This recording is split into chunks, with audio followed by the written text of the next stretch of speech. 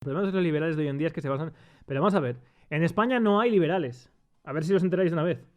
En España no existe liberales, no hay, porque los que se llaman liberales, o son socialdemócratas que apoyan partidos del Estado porque dicen que van a ser menos intervencionistas, pero siguen siendo partidos estatales, o segundo, son utópicos, porque hablan de la abolición del Estado o del principio y fundamento de la individualidad como atomización desde el cual parte la unidad irreductible de poder.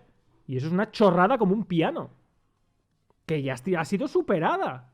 O sea, eso es un concepto decimonónico, romántico, pero que es inaplicable, pero tan inaplicable como el comunismo, como el anarquismo. Jano García no es liberal. Y no, Rayo tampoco es liberal. Para mí, Rayo no es liberal. O no, es un teórico del liberalismo. Para mí, Rayo es un teórico del liberalismo. Pero políticamente no es liberal. Porque no tiene una teoría del Estado. Juan Ramón Rayo no tiene una teoría del Estado. Que yo creo que se vio muy bien en mis debates, sobre todo en el segundo con él. El liberalismo existe en Inglaterra, donde sí hay una teoría del Estado y donde sí hay una política y concepción política que además se desarrolla en Inglaterra. El liberalismo se desarrolla y tiene sentido políticamente, no hablo filosóficamente, desde el punto de vista de la escuela austríaca, sino desde el punto de vista de la acción política, que es el poder, el ejercicio del poder. Este sentido en Inglaterra, en el siglo XIX, en Inglaterra todo era privado. Mirad la película de Oliver Twist.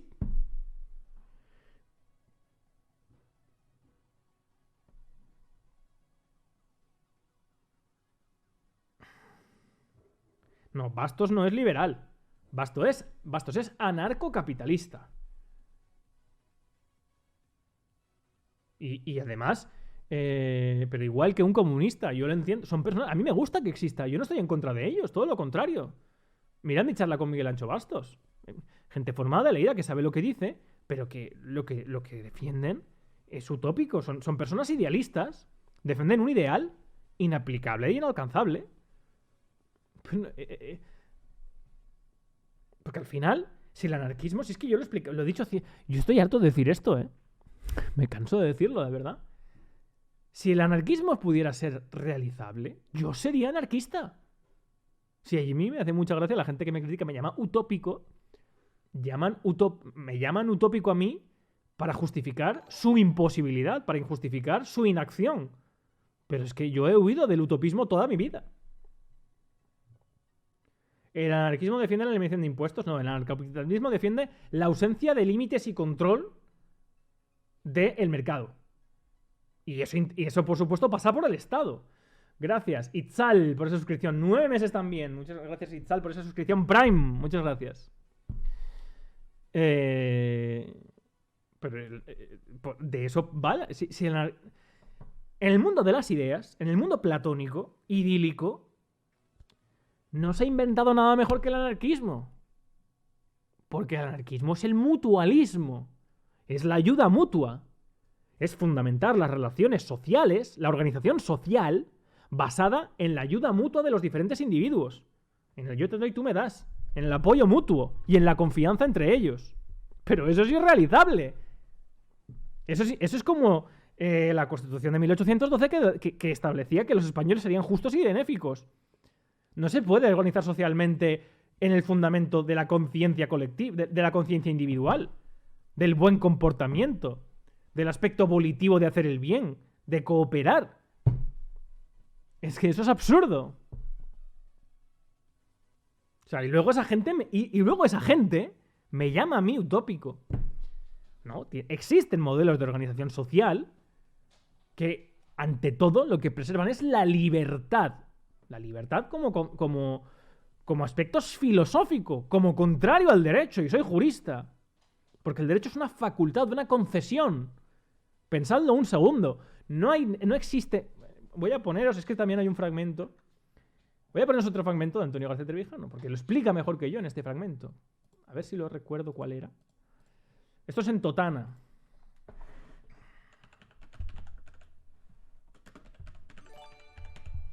Hombre, Joan Pau 69 aparece ya por aquí una suscripción de nivel 1. Muchas gracias. Esto es creo que es una conferencia en Totana. En fin, es un fragmentito muy cortito, ¿vale? Dura también 1 minuto 20 segundos. Y aquí creo que lo explica mejor que yo. Es uno de los mejores juristas que ha tenido España.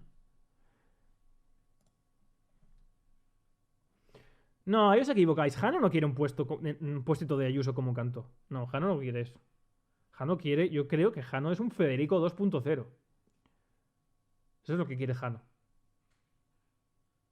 Que Jano, o sea, Federico llegó a donde ha estado gracias al apoyo y a la era Aznar. Pero no ha sido un protegido, o sea, no ha sido un protegido de Aznar. Pero tiene el reconocimiento de la derecha y todo eso tal, gracias a eso. Jano es eso para mí. Ese es mi criterio, pero Jano no quiere un puestito. Las cosas como son. Yo no creo que él busque un puestito. ¿A qué se ha dedicado Federico? A vender libros. A vender libros sobre cómo. Pues eso, ¿a qué se dedicó Jano?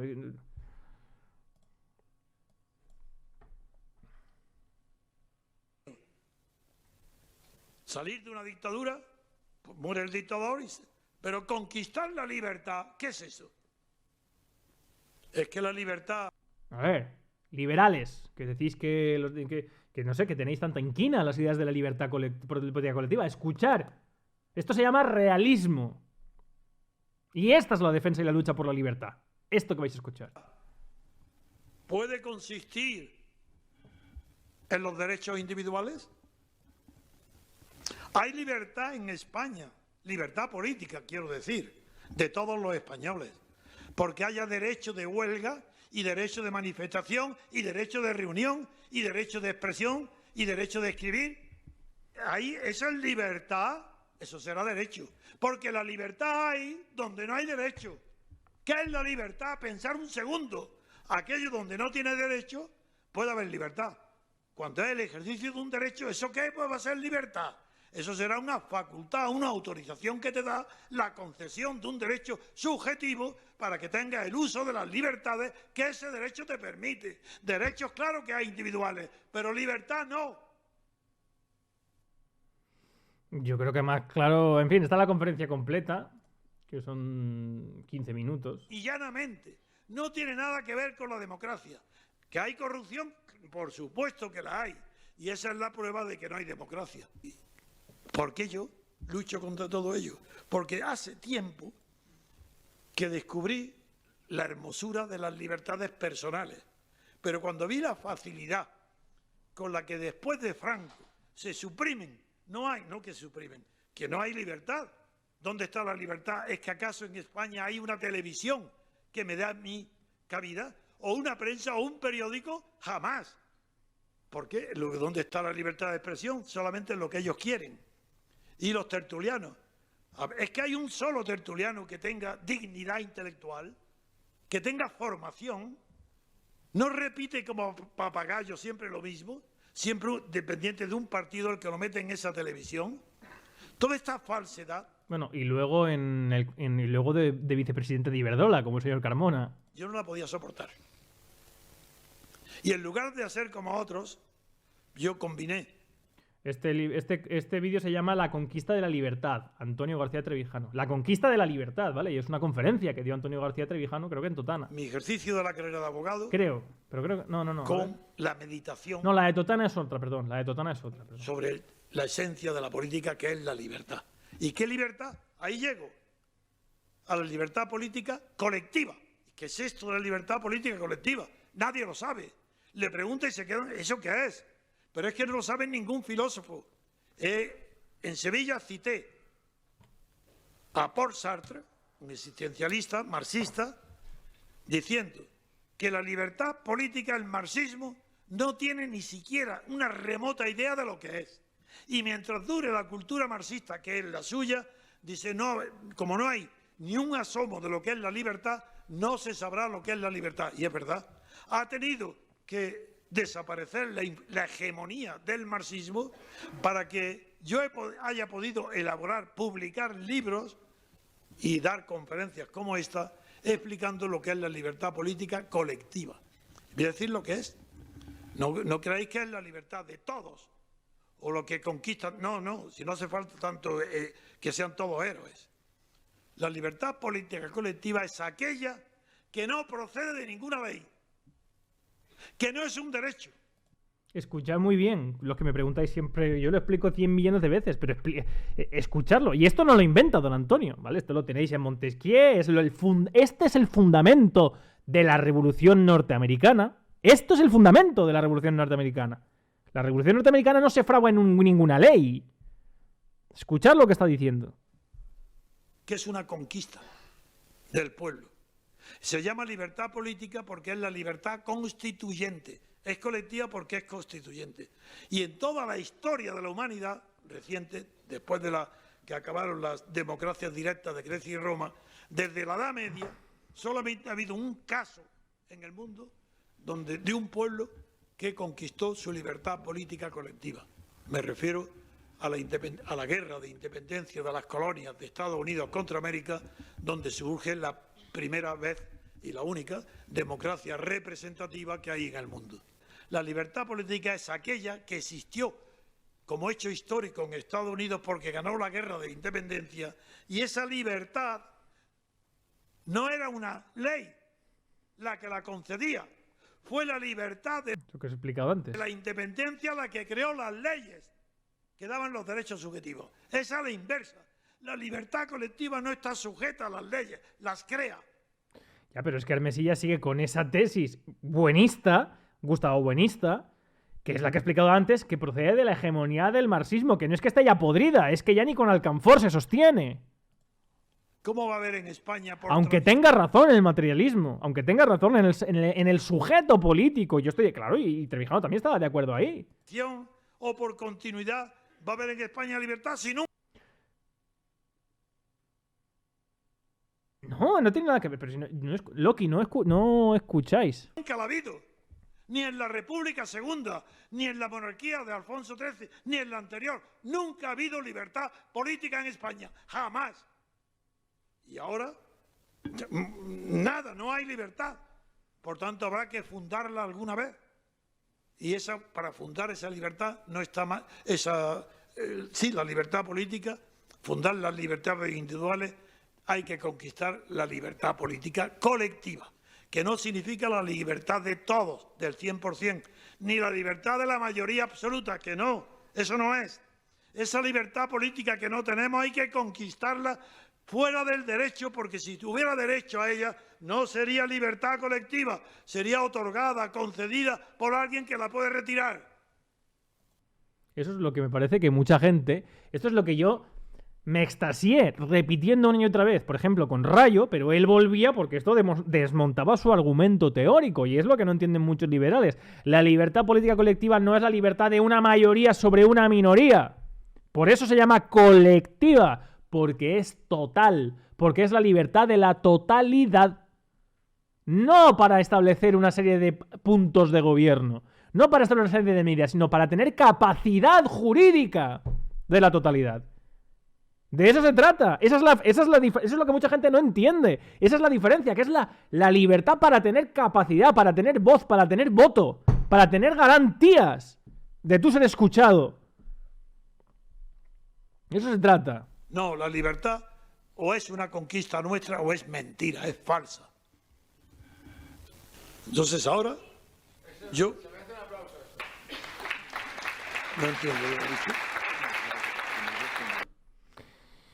Dice por aquí, Jeromin 221, eso es una entelequia. Bueno, aquí tenemos un primo de Antonio Maestre. A ver, para lo que no sepa, la entelequia es un idílico, un ideal, aquello que es irrealizable. Pues nada, Jerónimo, Estados Unidos es una entelequia.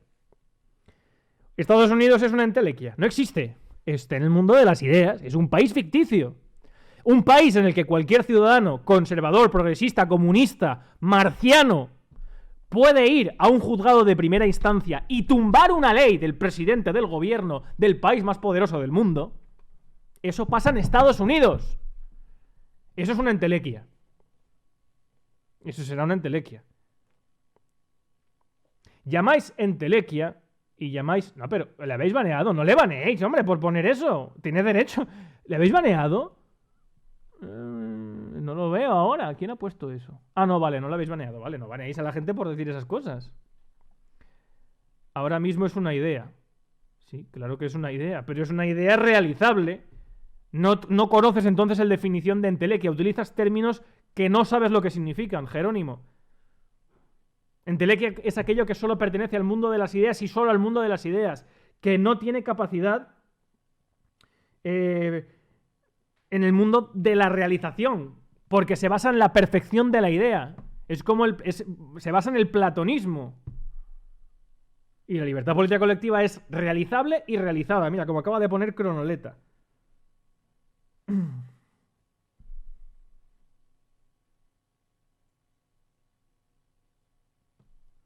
La entelequia es algo que solo existe en el mundo de la imaginación y no puede existir, por lo tanto, en el mundo de la realidad.